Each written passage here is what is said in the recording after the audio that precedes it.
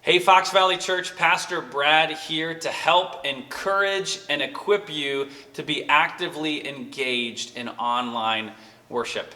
We know it is better when we come together physically to worship. We are embodied people, and there's just something special about the way God designed that. But for the foreseeable future, we are online, and I want to do what I can to help equip you to be able to actively engage in worship. We know there are some awkward things with singing next to people without being here at church, and there's all kind of different family dynamics. And so I wanted to give some helpful tools for you and your family to be able to more actively participate. And that is the best way for you to grow in this season and for you to encounter God. So we want you to be active, not passive. Here are a few ways that I'm going to suggest that might help you do that. I'm going to give a couple categories. The first one is to come prepared, and the second category is to set up a conducive environment that will be helpful for you to worship. So under this category of coming prepared, just a couple simple things for you to do. Maybe this seems obvious, but one thing would just be, if you have coffee or a snack you're eating, just put those things down.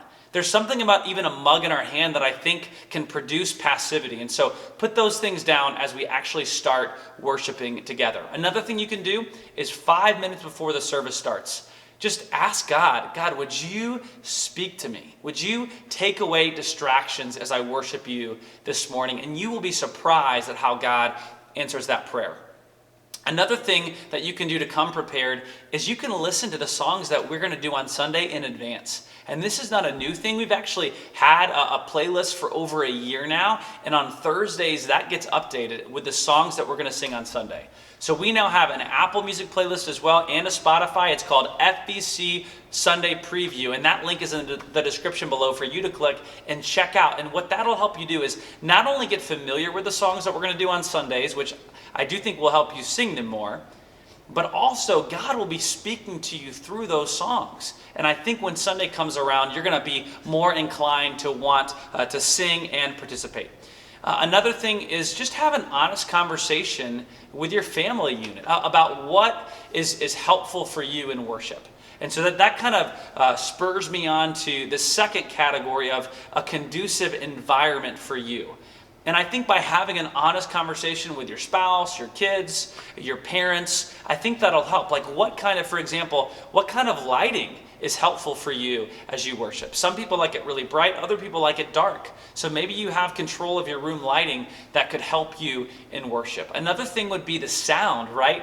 And we all have different preferences on how loud or quiet we like the worship music. And maybe if there's one good thing about being online, it's you have control of that. So I can't tell you how many people I've heard say, Brad, I don't want to sing unless the person next to me can't hear me. I'm shy about my voice. And if that's you, I would really encourage you to just crank the volume up. Make it really loud so you don't have to get sensitive about being off pitch or anything like that.